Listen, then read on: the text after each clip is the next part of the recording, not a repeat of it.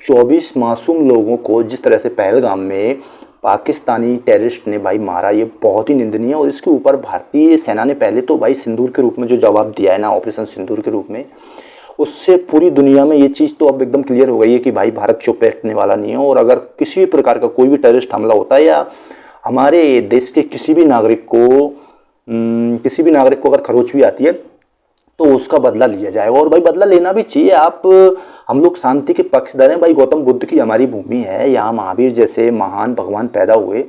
हमने कभी भी किसी को नहीं मारा, हमारा इतनी बड़ी हिस्ट्री है, हमने हिस्ट्री में कभी भी किसी को पहले नहीं मारा। हमने सारे धर्म के लोगों को भारत में पनाह दी। उसी का आज नतीजा है कि भाई पूरी दुनिया के सारे धर्म की पॉपुलेशन भारत ही एकमात्र ऐसा देश है जहाँ बढ़ी है। और पूरी दुनिया में भाई कहीं ना कहीं आप पाकिस्तान में देख लो, आप 1947 के समय भाई 20% के लगभग हिंदू थे, आज वहाँ 1% से कम है। वहीं बांग्लादेश में भाई 10 से 12% के समथिंग हिंदू थे, वहाँ भी 1% के समथिंग है मतलब। और ये तो पाकिस्तान और बांग्लादेश तो ठीक है भाई, समझ में आता है वो जिहादियों के देश हैं। आप और कहीं भी देख लो, आप विदेश में, आप वेस्टर्न कंट्रीज में देख लो या कहीं भी देख लो, सारे धर्मों की पॉपुलेशन जिस हिसाब से या जिस रेशियो में भारत में बढ़ी ना, वैसी कहीं नहीं बढ़ी। उसके बाद भाई भारत जैसे देश की आइडेंटिटी पर या भारत जैसी देश की आत्मा पर हमला किया जाता है कि भाई एक ऐसा देश जिसने हमेशा से इस शांति का पक्षधर रहा और सभी की शांति की बात की, और सभी की सुरक्षा की बात की, और सभी को अपनाया और सभी को विकास यहाँ करवाया और सभी को भाई अच्छी बड़ी जिंदगी दी। उसके बाद भी भाई ऐसे ऐसे लोग इस दुनिया में हैं जो भारत जैसे देश के लोगों को, मासूम लोगों को भाई, निहत्थे लोगों पर हमला कर दिया। जिसमें भाई पाकिस्तान का तो आपको पता ही, पाकिस्तान क्रॉस बॉर्डर टेररिज्म में भाई सबसे आगे।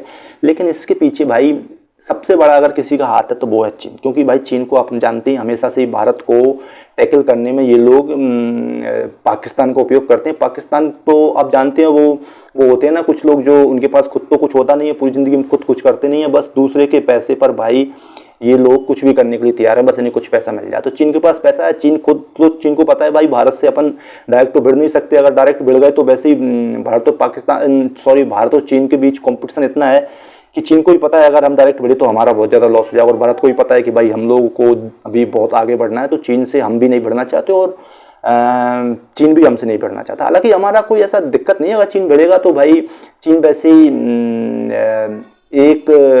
वो जो उनकी छोटा परिवार है ना, उसमें सिर्फ उनके परिवार में एक ही लड़का होता है, तो भाई वो वन चाइल्ड वाली आर्मी, अगर उनका आर्मी का कोई भी मरता है तो पूरा का पूरा परिवार खत्म हो जाता है। तो उनकी आर्मी का कोई भी बंदा अपने आप को शहीद अपने देश के लिए नहीं कर सकता। जबकि भारत में भाई हमारे वीर शहीद, हमारे जवान, हमारी आर्मी भाई अपने देश प्रेम के लिए हमेशा से तत्पर रही है और प्राण न्यौछावर करने में कभी भी पीछे नहीं आती। आप 1962 में देख लो भाई, रेजांगला युद्ध में हमारे सैनिक आखिरी गोली तक लड़े थे और उनकी लाशें मिली थी ना, उसमें भाई उनकी ट्रिगर पे उनकी उंगलियां ऐसी बंधी हुई थी, उनकी बंदूकों में गोली नहीं थी, उसके बाद ही वो ऐसी लाशें मिली थी। मतलब उनका उससे साहस दिखता है कि भाई हमारी आर्मी कैसी है। तो भाई चीन डायरेक्ट तो भारत से नहीं बढ़ता, तो चीन हमेशा से पाकिस्तान का उपयोग करता है और पाकिस्तान का उपयोग वो करता रहा और करता भी रहेगा। क्योंकि भाई वो है ना, पाकिस्तान है भाड़े के टट्टू, इन लोगों को सिर्फ पैसा मिल जाए और ये मरने मारने के लिए तैयार है। उन्होंने मिलजुल के कश्मीर में इंस्टेबिलिटी फैलाने के लिए, वहाँ का टूरिज्म खत्म करने के लिए, जिससे भाई वहाँ के लोग गरीब हों और वो लोग जो किसी भी, मतलब ये जनरल सी बात है, अगर किसी के पास पैसा आएगा तो भाई वो संपन्न होगा और संपन्न होगा तो ये फालतू की गतिविधियों में क्यों भिड़ेगा। और कश्मीर का यही आजकल जो संपन्नता कश्मीर में चल रही थी भाई, जिस हिसाब से कश्मीर आगे बढ़ रहा था, चीन और पाकिस्तान को हजम थोड़ी हो रहा था। क्योंकि अगर ये लोग संपन्न हो गए तो पाकिस्तान को और चीन को पता है ये लोग पढ़ेंगे लिखेंगे और भाई आगे बढ़ेंगे। और अगर ये जो आगे बढ़ गए तो ये चीज़ें समझेंगे कि क्या सही है क्या गलत है। तो पाकिस्तान और चीन को ये चीज़ बिल्कुल भी पसंद नहीं आ रही। इस चक्कर में इन लोगों ने भाई, पाकिस्तान ने और चीन ने मिलके कश्मीर में टूरिज्म कम करने के लिए कि भाई वहाँ टूरिज्म कम आए, जिससे भाई कश्मीर के लोगों की आय कम हो, इस चक्कर में ये सब किया। और ये जो धर्म बोल के किया, ये भारत में पूर्णतः ये दंगे फैलाने का माहौल था कि भाई कहीं ना कहीं हिंदू मुस्लिम टाइप ऐसा कुछ हो जाए जिससे भाई पाकिस्तान की जीत हो जाए और ये लोग भारत में कहीं ना कहीं आंतरिक मुद्दे बढ़ जाएं। लेकिन भाई भारत के लोग पहले से ही बहुत होशियार हैं और पाकिस्तान की चाल को बहुत ज़्यादा तरीके से समझते हैं। भाई पाकिस्तानी, कम से कम पाकिस्तानियों को चीज़ सोचनी चाहिए कि भाई भारत, हम लोग बड़ी बड़ी टेक कंपनी उसके मालिक बने बैठे हैं, मालिक इन द सेंस CEO बने बैठे हैं भाई। इतने टैलेंटेड लोग और इतने ज़्यादा सक्षम और पढ़े लिखे लोग भारत में रहते हैं। आप जैसे गवार लोगों की ये जो आपकी ये जो सड़क छाप कूटनीति है, इसमें भाई भारतीय लोगों को आप ले सोच सकते हो। उसके जवाब में भाई भारत ने जो ऑपरेशन सिंदूर किया वास्तव में कमाल करती है। और भारत ने जवाब दे दिया कि भाई अब अगर पाकिस्तान की तरफ से गोली आएगी तो यहाँ गोला ही जाएगा। जिस हिसाब से भारत सेना ने एकदम पूर्णतः टारगेट करके, पूर्णतः सावधानी के साथ और मतलब एकदम जो प्रोफेशनलिज्म दिखाया है ना, पूरी दुनिया दंग रह गई। हमारा जो डिफेंस सिस्टम ने काम किया है भाई, वास्तव में गर्व होता है। और अगर थोड़ी बहुत आंतरिक मुद्दे, महंगाई जैसे अगर हल्के फुल्के हैं भी, या बेरोजगारी जैसे मुद्दे भारत में अंदर हैं भी, तो अब ये मुद्दे तो चलते रहते हैं भाई। मोदी जी कुछ करेंगे, सॉल्व हो गए, कुछ सॉल्व हो पाएंगे, कुछ नहीं हो पाएंगे, लेकिन भाई आंतरिक सुरक्षा बहुत बड़ी मुद्दे है। और डिफेंस पे जो मोदी जी ने काम किया है भाई, आप देख लो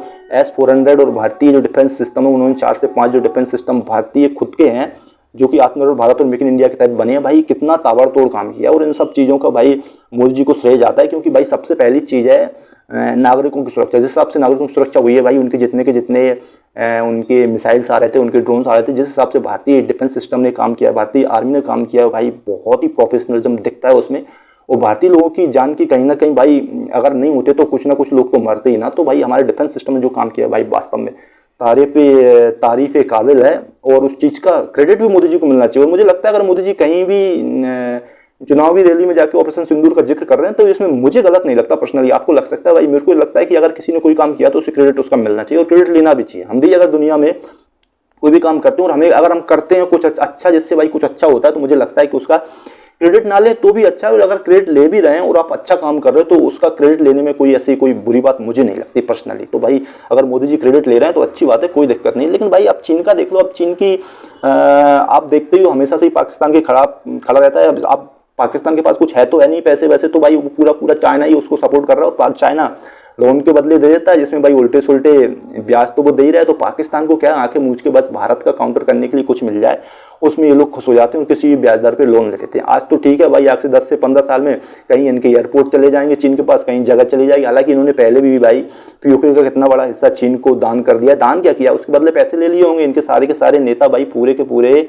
तो भ्रष्टाचारी हैं, सबके सब भाई पैसों में बिके हुए हैं। इनकी पूरी जनता पैसों में बिकी हुई है, तो नेता क्यों ना बिकेंगे भाई। तो चीन का तो पहले से भारत विरोधी एजेंडा रहा है। और भारत की अब नई रणनीति है, भारत अब शोर नहीं करता भाई, काम करता है। ताइवान से दोस्ती भारत ने बढ़ाई अभी हाल ही में, क्योंकि भाई आपको पता है ताइवान चाइना के लिए बहुत बड़ा मुद्दा है। और भारत ने अगर चाइना पाकिस्तान को सपोर्ट कर रहा है, तो भाई भारत भी ताइवान को सपोर्ट करेगा। तो भाई ताइवान को भारत रक्षा सामग्री दे रहा है, उसके बाद भी भाई उसके साथ मिलिट्री एक्सरसाइज कर रहा है। ताइवान के अलावा जापान और ऑस्ट्रेलिया के साथ ही भारत ने मिलिट्री एक्सरसाइज की है। उनकी तमाम सारी की सारी भाई सारी की सारी मेड इन चाइना ऐप्स जो हैं, जो कि भाई भारत का डाटा खींच रही थी, उन सबको भाई भारत ने पहले ही बैन लगा दिया, कुछ को अभी भी लगाया। उसके बाद भाई जो ट्रेड डील है उस पर भी भारत ने टैरिफ बढ़ाने की अभी सोच रहा है। मोदी जी ने भाई अभी नए जो उनकी मीटिंग्स हुई उसमें क्लियर हुआ है कि भाई आने वाले समय में चीन पर टैरिफ ड्यूटी बढ़ाई जाएगी, जिस कारण भाई उनका जो निर्यात है, वो भारत जो निर्यात करता है वो सामान यहाँ महंगा हो, जिससे भाई उनका निर्यात कम हो। चाइनीज कंपनीज पर बहुत ज़्यादा उसका प्रभाव पड़े। और चाइनीज कंपनी भाई आंतरिक तौर पर अपनी गवर्नमेंट पर दबाव डाले कि भाई आप ये कर क्या रहे हो, मतलब आप भारत के विरोध में ऐसे उल्टे सुल्टे काम क्यों कर रहे हो। अगर आपका मतलब चाइना का डायरेक्ट तो कुछ है ही नहीं है, चाइना को तो मेरे हिसाब से आने नहीं चाहिए इन सब चीज़ों में, लेकिन आ रहा है तो अपना घाटा करेगा भाई। अभी 1962 का भारत नहीं है भाई, ये नया भारत है। आपने डोकलाम में और लेह लद्दाख में देख लिया है कैसे भाई चाइना सेना के जो वीडियोस आए थे भारत की तरफ से, भारत की सेना ने कैसे उनको भाई भगा भगा के मारा था। तो सब चीज़ों के पीछे असली खिलाड़ी चीन ही है, क्योंकि जब पाकिस्तान की फंडिंग खत्म होती है तो भरपाई हमेशा से चीन को ही होती है। आप देख लो, चाहे पाकिस्तान की बर्बादी होती है तो उसको हमेशा से चीन ही सबसे पहले कर्ज देने को आता है। और ये जो पहलगाम अटैक हुआ था उससे पहले भाई 2 से 4 चाइनीज ड्रोन पीओके में ट्रैक किए गए थे भारतीय सेना की तरफ से। तो भाई उसमें बहुत बड़ी चाइना की इन्वॉल्विटी सामने आती है। और चाइना को भाई अब मोदी जी जैसा नेतृत्व अगर है तो भाई चाइना को, मुझे नहीं लगता कि चाइना को ज़्यादा दिन लगेंगे ये चीज़ मानने में कि भाई भारत से पंगा लेना अब ठीक नहीं है। तो चलो बन रही हमारे साथ, तब तक के लिए जय हिंद, जय श्री राम।